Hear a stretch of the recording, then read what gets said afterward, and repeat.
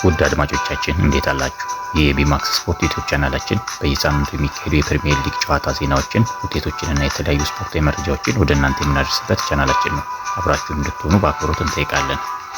ለማንቸስተር ዩናይትድ እጅግ ወሳኝ የነበረውና ጨዋታውን በቀላሉ በማሸነፍ ደረጃውን ወደ ቶፕ 4 ከፍ ያደርጋል ተብሎ ሲጠበቅ የነበረው ከወልቭስ ጋር ያደረገው ጨዋታ በአንድ አቻ ውጤት መጠናቀቁን ተከትሎ በአሰልጣኝ ሩበን አሞሪም እና በጨዋታ አቀራረቡ ላይ ከፍተኛ ትችት እየቀረበ ይገኛል።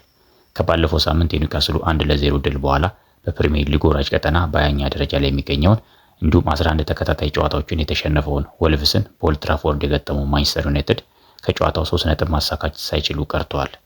የቡድኑ ተጫዋቾች አደም መዋሃድ እንዲሁም የፈጠራ ችግር የነበረበት ዩናይትድ በመጀመሪያው አጋማሽ ኳሱን ተቆጣጥሮ ለመጫወት ጥረት ቢያደርግም ነገር ግን ደካማ ብቃትን በማሳየት ለተጋጣሚ ወልቭስ ብዙ የመጫወቻ ስፔሶችን ሲሰጥ ታይቷል። መጀመሪያው የጨዋታ አጋማሽ በ27ኛው ደቂቃ በጆሹዋ ዚርክዚ ጎል ዩናይትድ መሪ መሆን ቢችልም ነገር ግን ከእረፍት በፊት ወልቭሶች በላርሴፍ ከሪጂ አማካኝነት አቻ መሆን ችለዋል። ከእረፍት መልስም ሁነኛ ፈጣሪ ተጫዋች አጥቶ የታየው ዩናይትድ ተጨማሪ ጎል ማስቆጠር ሳይችል ቀርቷል። በጨዋታው ዩናይትድ የተሻለ ኳስ ቁጥጥር ቢኖረውም አደጋ ለመፍጠር ግን የሚያስችሉ አልነበሩም። ነገር ግን በወልቭስ በኩል ያገኙትን አጋጣሚ ለመጠቀም እንዲሁም ሴላሚንስን የፈተኑ ሙከራዎችን ሲያደርጉ ታይተዋል።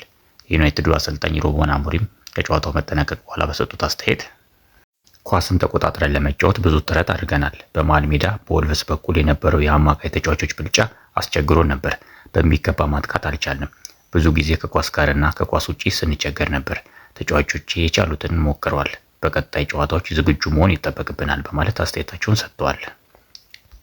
በተጫዋቾች ጉዳት እንዲሁም በአፍሪካ ዋንጫ ምክንያት ወሳኝ ተጫዋቾችን ያጣው ዩናይትድ በዚህም ጨዋታ ለወጣት የአካዳሚ ተጫዋቾች ለሆኑት የ18 ዓመቱ ጃክ ፍሌቸር ለሁለተኛ ጊዜ እንዲሁም ለ17 ዓመቱ ማንታንቶ ለመጀመሪያ ጊዜ ለዋናው ቡድን የመሰለፍ ዕድል አግኝተዋል።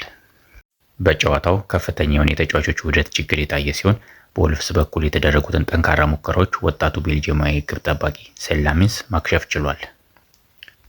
ከጨዋታው በኋላ የቀድሞ የማንቸስተር ዩናይትድ ተጫዋች የሆነው ፖል ስኮልስ በማንቸስተር ዩናይትድ አሰልጣኝ ሩበን አሞሪም ላይ በሰጠው አስተያየት ይህ አሰልጣኝ ቡድኑን በሚገባ ያገኘና የተረዳ አይመስለኝም። ለክለቡ ትክክለኛ ሰው ነው ብዬም አላስብም። ማንቸስተር ዩናይትድ ሪስክ የሚወስድ እንዲሁም አዝናኝነት ከምንም በላይ ያለው ክለብ ነው። አሁን ግን ያን ነገር በክለቡ የለም ሲል ጠንካራ አስተያየቱን ሰጥቷል። ዩናይትድ በደረጃ ከቼልሲ በኩል 30 ነጥብ በጎል ተበልጦ በስድስተኛ ደረጃ ላይ የሚገኝ ሲሆን በቀጣይ እሁድ ከሜዳ ውጪ በኤላንድ ሮድ ሊድስ ዩናይትድን የሚገጥም ይሆናል። በቀጣይ ጨዋታ ማቲያስ ዲላይት እና ኮቢ ሚኖ ከጉዳታቸው አገግመው በጨዋታው ዝግጁ ሊሆናሉ ተብሎ የሚጠበቅ ሲሆን ማንቸስተር ዩናይትድ በአፍሪካ ዋንጫ ምክንያት እስከ ጥር አጋማሽ ድረስ ወሳኝ ተጫዋቾችን የማያገኝ ይሆናል።